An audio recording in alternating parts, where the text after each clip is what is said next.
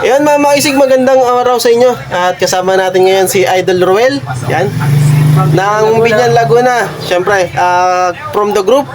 Opa, Rescom. Yan, Rescom. Yan mga maisig. Si Idol Ruel mga maisig is bumiyahe pa from Binyan papunta dito sa atin sa lugar natin sa San Pablo, Laguna. Nag-walk-in siya at nag-a-avail siya ng interface yung ito. Yan. Siyempre, ating ide-demo sa kanya mga makisig yung ano, kung paano i-set up yung interface natin para pagdating sa kanila, i-set up na lang niya ng mas maayos. Yan. Idol Ruel, baka may gusto kang shoutout sa ating mga ano. Ayan, shoutout sa tropang Rescom. Ingat po kayo palagi. Ayun, salamat sa sipag at sa tiyaga. Yes, yan. Mga ano mo yung Idol? NGO, mga ganun. Yes, sir. Yun. Rescue and Communication Group. Rescom, yes. Sa Binyan, yan. Special shoutout sa Rescom, mga member and officer. Maraming salamat po sa inyo sa magiging napakasipag ng mga NGO. Isa din si Idol Ruel. Yes, sir. Yan. Okay? Thank So, you. demo na natin. Yan. Ay, wala. Sama nyo mga maisig, demo na natin. So, ito mga maisig, isa-set up na natin yung kay Idol Ruel. Step by step kung paano i-set up tong interface. Siyempre, pag meron na kayong interface, isasaksak nyo na lang siya. Sa dalawa kasi yung cord niyan, 3.5mm jack para dito sa cellphone and para dito sa analog radio which is UV5 bar. Pwede rin ito sa Cygnus basta may Vox settings. So ito, sinaksak na natin parehas. Yan. So ito sa frequency mga maisig, much better gumamit na lang po kayo ng walang ibang gumagamit. Siyempre pag may gumagamit, adjust na lang po kayo, lipat na lang kayo sa iba. Yan. For demo, gamit tayo ng 438-600. Demo lang yan, frequency. So dito sa cellphone, ang isa-set up natin mga maisig, halimbawa may group kayo, ito group to halimbawa. Yan, nasa group tayo. Pindutin nyo tong tatlong bilog. Yan, yung 3 dots. Tapos pindutin yung option. Tapos punta kayo dun sa push to talk buttons. Dahil napalabas na natin yung headset, halimbawa tanggalin natin yung headset, ano po? Yan. Halimbawa wala pang headset na lumalabas dito, ang gagawin nyo, pindutin nyo po itong kulay blue na may plus sign. Tapos ayan po nakalagay na press now. Pindutin nyo po yung isang radyo na katulad ng frequency nun na nandito sa atin. So press now. Dapat ang lalabas dun sa cellphone is release now. Press tayo. Natanggil. Press ulit.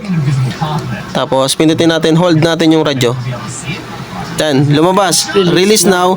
Pwede nyo nang i-release yung pagkaka-press nyo. Tapos lumabas na siya yung headset. Ang nakalagay po dito is toggle. Papalitan niyo po siya ng settings. Gagawin niyo po siyang hold to talk. Yan. Pag napili na po natin yung hold to talk, pwede na po natin ibalik. Yan. Okay na yan. Set na natin yung cellphone. Dito naman tayo sa radyo. So ang gagawin natin sa radyo mga maisig, dahil na-set na natin yung frequency, so magkatulad na silang dalawa. Yan. Ito kalimitan, inilalagay ito sa setup sa bahay, ginagawang portabase. So papalitan tong antena, lalagyan siya ng aerial antenna. Sa inyo Idol, anong gagawin yung antena nito? CP22E. Okay. 40 meters. Oo, mataas na yun. 40 meters. Ang gamit ako, Ax? RG58.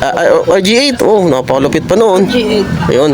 So, mataba-taba yan. 40 meters na 40 meters. na ang taas. Oh, Yeah. taas nun. So, ito mga maisig, pinapapalta itong palta ng antena. Tapos, pwede din yung operate din kung meron kayong battery operator na, operated na battery pack, pwede yun.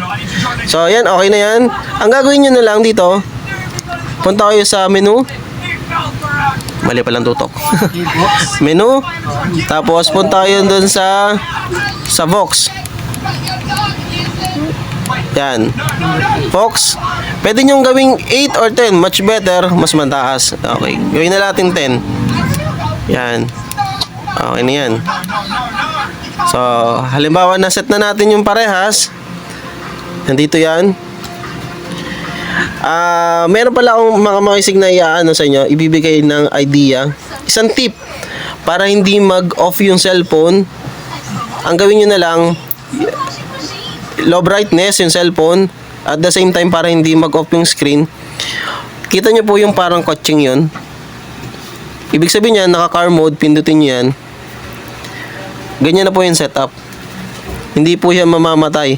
Car mode na yung tawag niyan, hindi mag-off yung screen. Okay? So, gamit tayo ng isa pang cellphone. Ang paggamit po ng Zelo, mga makisig, halimbawa ay naka-set na po kayo, ano? Gamit lang ako ng cellphone.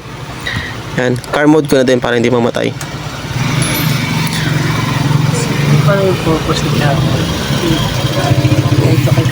Ayan. So, may isang cellphone tayong pang set, pang testing. May isang radyo din pang testing. So, ang gagawin natin, magta-transmit tayo sa cellphone na naka Zelo din apps. Tatawid sa interface. Tatawid sa cellphone dito, papuntang interface, papuntang radyo, tapos release dito. Ayun ang sequence niya. Tapos, reverse, ganun din. Ang paggamit ng mga cellphone or application na may Zelo, may radyo na may Zelo, ayun yung mga long distance. Halimbawa, nasa iba kayong mga lugar. Ang radyo naman, ginagamit yan within the range po ng may setup. Ganun lang po yung kanyang setup. So, testingin natin mga makisig. Gamit tayo ng radyo muna. Palalabasin natin dito sa cellphone na pan-testing natin. Yan. So, press tayo. Ang gagawin nyo pala mga makisig, before and after transmission, magbigay po kayo ng gap. Mga 2 to 3 seconds. Ganun lang. So, press tayo. Pumasok sa cellphone. Ayan, lumabas na. Isa pa. Lumabas dito. 1, 2, 3, check. Ganun lang mga makisig. So, ang delay niya 3 to 5 seconds or wala pa. Ayan o. Audio check, 1, 2, 3, check. So, sa pag-adjust ng volume, pag nagtatransmit kayo dito mga makisig, sa radyo, dito kayo mag-adjust. Kapag mahina yung volume, walang audio lumalabas, dagdagan nyo po ng volume.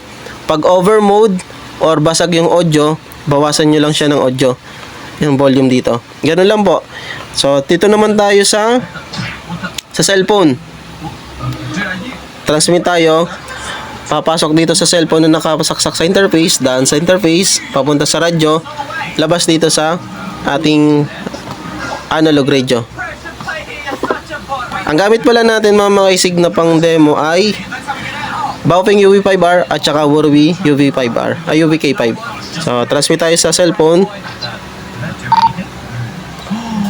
Lalabas na doon. Tapos, pupunta sa radyo. 1, 2, 3, check.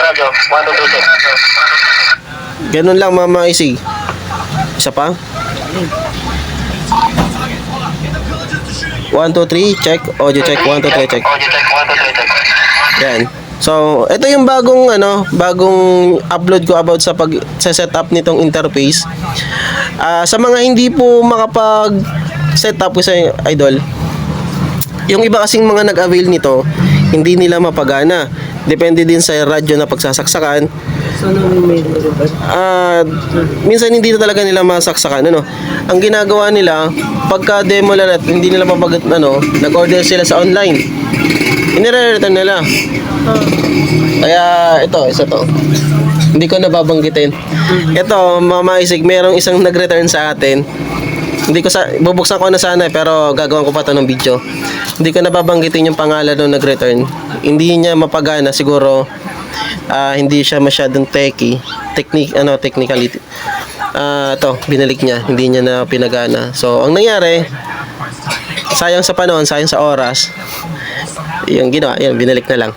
So, ito yung settings mga makisig. Kung napanood nyo to, nag-cancel na lang talaga. Hindi ko na lang binanggit at nagagawa ko ng video to. So, ayan, ito lang mga makisig ang setup. Kung napanood nyo itong video, at umabot kayo dito, i-comment nyo lang dyan mga maisig naman sa baba yung inyo pong location para malaman ko po kung saan ako nakakarating sa pag-upload. Ayan. So, ito lang mga maisig. Ready to na to. Papunta na ulit na tong Binyan. Ipabalik na to. At pabalik na si Idol. So, ayan. Okay na. Ready na to mga maisig. Okay? Kung nagustuhan nyo po yung video, don't forget to like and subscribe. Maraming salamat po. So yun mga maisig, natapos na namin at pauwi na si Idol. Ito na yung interface niya. Pauwi na siya ng Binyan. Yan si Idol. Ayan. Idol na. Ay, maraming salamat sa pagtitiwala. Thank you, sir. Thank you. May admin. Isa siya sa mga admin mga maisig. Rescue and Communication Assistance Group. God bless po. Pauwi na si Idol.